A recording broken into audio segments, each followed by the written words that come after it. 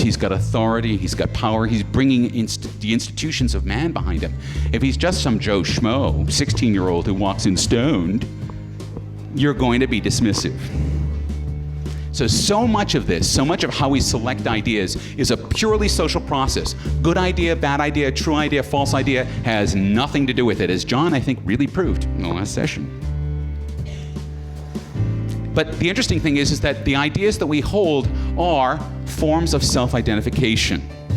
In other words, we are who we are because of the things that we believe to be true. And if we surrender those beliefs, we end up denying who we are. And this is why people fight over beliefs, because there are powerful, powerful forces in this world that are fighting it out in our own heads and in the world for our ideas, because we fight for our ideas as if our lives depended on it, because they do. Our self-definitions depend on those ideas. So, Wallace realizes that cracking the problem of natural selection has basically put him up against the most powerful institutions in the British Empire. So what do you do? Okay, I'm going to do the right thing. I'm going to write a paper and I'm going to submit it to the Linnaean Journal. The Linnaean Society is the zoological society in Great Britain. So I'm going to write my paper up, explain how natural selection works, send it off. It's going to arrive in London 6 months later, and the secretary of the society, Charles Lyell, a very famous zoologist in his own right, is going to open up the paper from this young whippersnapper upstart that no one's heard of before and go, this sounds exactly like some work that my friend Charles has been doing. You know who I'm talking about. Now, of course, Victorian society is bound up in a web of relationships around trust and power and family and heredity and prestige that seem almost feudal to our eyes. We're just a little bit further away from it. For instance, Charles Darwin's grandfather was almost as famous as Darwin. And I don't mean Erasmus. I don't mean the crazy grandfather who wrote poetry about animals. I mean the other grandfather whose name also became a household word. All right? Charles Darwin's other grandfather was Hosea Wedgwood. That Wedgwood. All right? So, Wedgwood was the first modern industrial maker of pottery.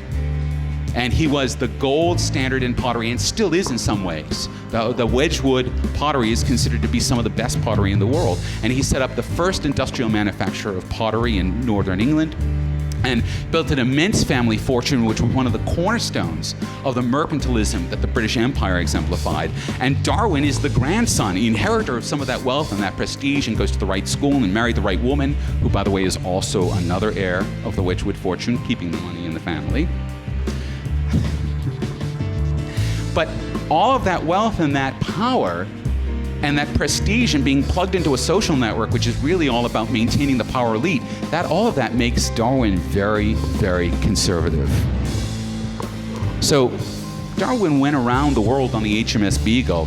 He looked at the forms in the Galapagos. He figured out how natural selection worked, and he came back to England, he wrote in his journals, and he showed them to a few close friends. And that was it. So Charles Lyell comes to him, waving Wallace's paper in his hand, and says, Charles, you've got a choice to make. Publish or perish. This paper is already coming out. Either you get in front of this, or you're going to be forgotten. And so Darwin's faced with a choice.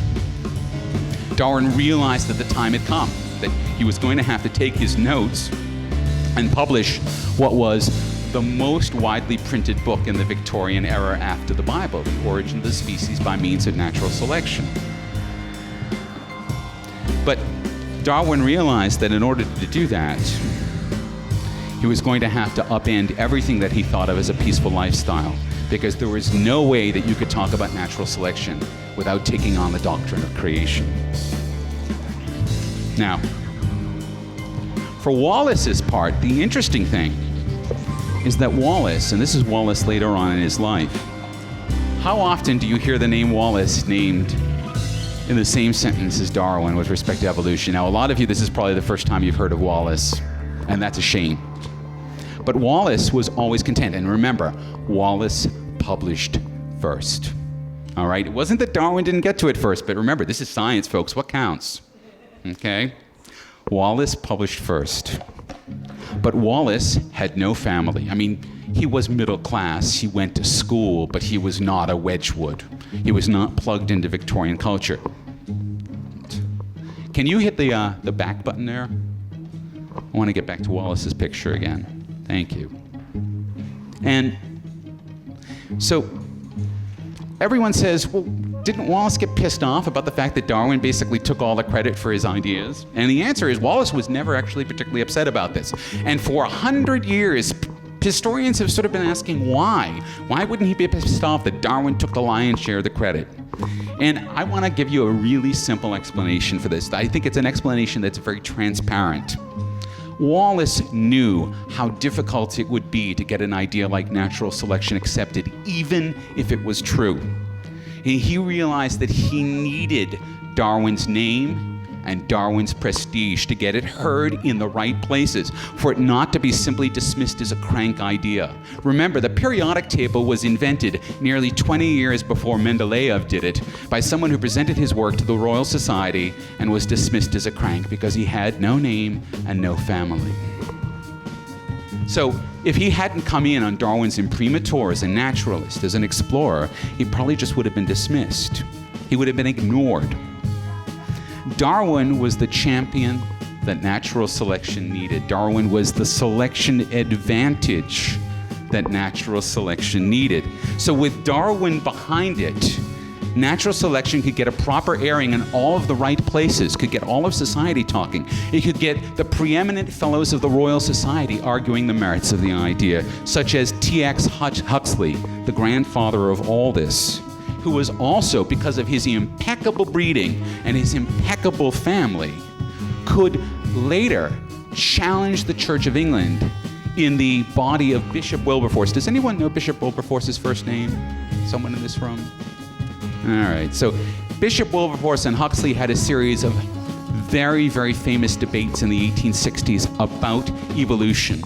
They were the Scopes trial of that era.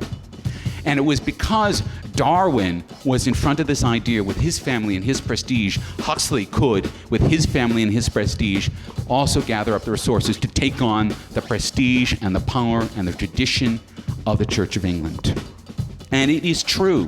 Let me assert that it is absolutely true what the Christian fundamentalists say when they say that Darwin overthrew God. All right?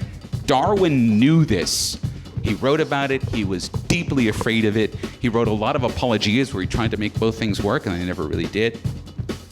Because if natural selection was true, and there is no creation, then what about sin and redemption and grace? And all of culture, all of Christendom, all of Islam, all of it depends on the assertion of God as creator. And how exactly do you take on God? So, in the end, we still do not have an answer to that question. The battle is still being fought day by day in schoolrooms, in school boards, in legislatures, in church councils, in seminaries, and Bible study groups. And that's a century and a half after the publication of The Origin of the Species. Still, despite every attempt to silence natural selection, the idea has survived.